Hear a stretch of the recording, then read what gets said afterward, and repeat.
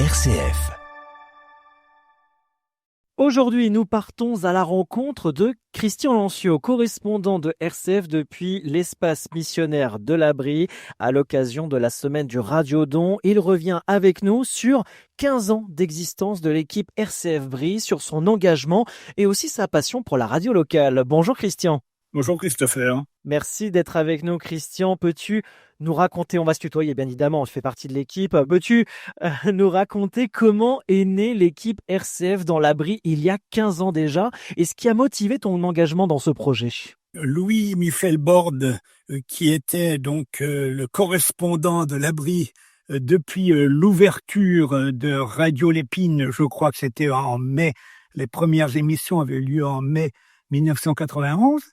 En l'an 2000, il commençait à avoir, je crois, 85 ans et il avait manifesté l'intention d'arrêter. Et le père Didier Berthion, donc, qui était le curé de Cézanne et doyen de l'espace missionnaire Brie, m'a contacté en me disant est-ce que tu veux pas remplacer Louis-Michel Borde, qui avait travaillé donc pendant 19 ans. Oui. Alors, dans le premier temps, je lui ai dit pas vraiment. Je ne veux pas travailler seul. Si on crée une équipe, pourquoi pas. Et donc, Didier Berthion a donc provoqué une réunion où il a invité un peu quelques amis pour voir si on pouvait, répartis dans différentes paroisses du territoire de Loyen-les-Brie, pour voir si on pouvait créer une équipe. Et voilà comment est née l'équipe, qui a donc commencé à la rentrée 2010. C'était donc la première interview que j'ai réalisée, c'était le 1er septembre 2010. Donc ça a fait 15 ans, il y a 2 mois. Donc au début, c'était un nom de ta part et au final, te voilà correspondant depuis 15 ans. Voilà. Parce que j'ai trouvé une équipe. C'est tout le temps sympathique, hein, parce que se crée des liens d'amitié, de convivialité, et puis surtout que nous avions envie, d'utiliser cette belle institution qui est la radio Lépine de l'époque, donc qui est devenue après donc radio. Entre-temps, il y a eu radio Marne-et-Meuse et maintenant qui est radio Cœur de Champagne. On se retrouve, on peut dire, avec beaucoup d'amitié et de régularité tous les 2 mois, et on prépare donc les interviews des 2 mois à venir, en fonction notamment donc de l'actualité, que ce soit de l'actualité d'Église, mais aussi de toute l'actualité autour de nous, pour faire partager donc à des personnes passionnées, responsables d'associations, Oui. de solidarité humanitaire, culturelle, leur passion, et donc effectivement faire aussi quelquefois un peu de publicité pour des manifestations à venir.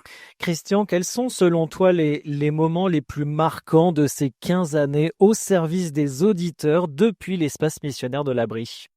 Alors, je vais dire de manière, comment j'allais dire, un peu conviviale, les meilleurs moments, ce sont ces réunions tous les 2 mois, parce qu'on se retrouve, et d'ailleurs Didier Berthion, à l'époque, disait, avant qu'il nous quitte, en 2017, et qu'il parte vers d'autres cieux, il disait: «Oh, c'est pour moi ma meilleure réunion du mois».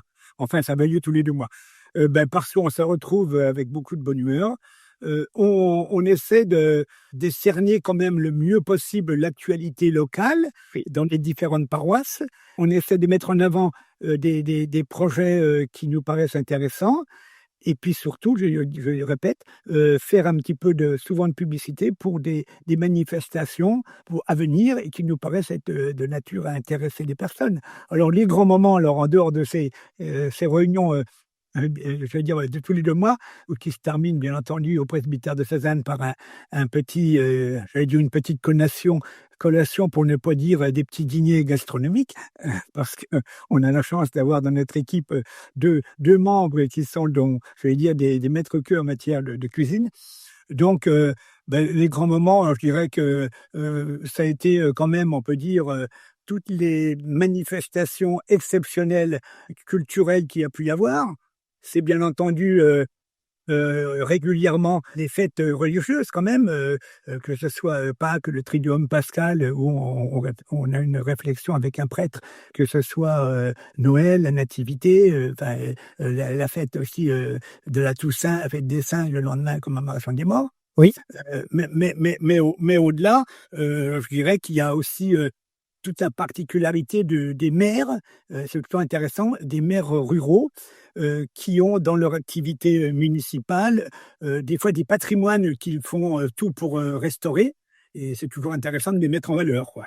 Le père Didier Berthion, qui est actuellement doyen de l'espace missionnaire de l'Argonne. On aura d'ailleurs l'occasion de l'avoir au micro de RCF ce vendredi dans le cadre de cette semaine du Radiodon. Justement, parlons-en de cette semaine du Radiodon. Christian Lancio, un temps fort pour la radio locale et l'ensemble du réseau RCF Radio Notre-Dame.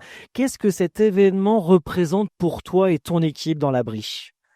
Ça représente Radiodon, je peux dire, un temps fort de l'année, parce qu'on sait bien que le gros avantage de RCF, Cœur de Champagne, mais de RCF et RCF Notre-Dame, c'est l'absence de publicité. Et quand on voit comment on est agressé, que ce soit à la radio, à la télévision, où beaucoup de personnes maintenant coupent le son pendant les minutes et les minutes. Quelquefois, il y a des émissions où il y a des coupures de publicité de l'ordre de 10 minutes. On peut dire gâté. Je crois que le mot est beau, parce que d'une part, il y a peut-être, comme je l'ai dit, un programme tout à fait éclectique qui est culturel, mais qui a aussi toutes les dimensions humaines, les dimensions du patrimoine, les dimensions du tourisme, les dimensions de mettre en valeur des métiers, des professionnels qui vivent leur métier avec passion et avec bonheur. Et puis, bien entendu, tout ce tissu associatif dont RCF est partenaire, avec bien sûr entendu le SCOP populaire, le SCOP catholique, le CCFD, la Croix-Rouge et tous les centres sociaux, etc. Et puis bien entendu, Radiodon, c'est aussi une manière de donner. Voilà, je disais qu'on rend, mais aussi on donne, et on sait bien que s'il n'y a pas de pub, il faut bien faire vivre la radio, il faut payer les journalistes et tous ceux qui contribuent donc à nous donner ces beaux programmes.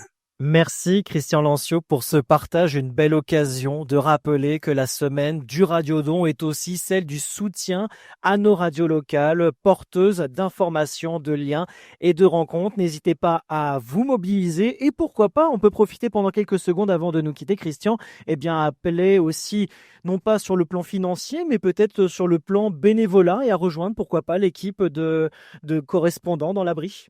Alors tout à fait, je y pensais. Je disais, il faut aussi faire un appel parce que depuis 2010, nous étions une équipe au départ, nous n'étions pas beaucoup, nous étions 4. Nous nous sommes un petit peu étoffés. On a perdu des personnes qui ont arrêté pour différentes raisons. Et puis on vieillit aussi. On a 15 ans de plus. Disons que Philippe Bruzon, qui m'accompagne, qui s'occupe plus particulièrement des secteurs de Montmirail et de Montmaur, enfin les paroisses, le territoire des paroisses. Gérard Goris de Flers Champenoise, et puis Claude Schumer et moi-même sur Cézanne, on aimerait bien trouver des personnes qui viennent, qui ont envie, parce que c'est un métier passionnant d'être, comme vous dites, producteur d'une émission de radio, oui. Parce qu'on rencontre des gens passionnants et passionnés.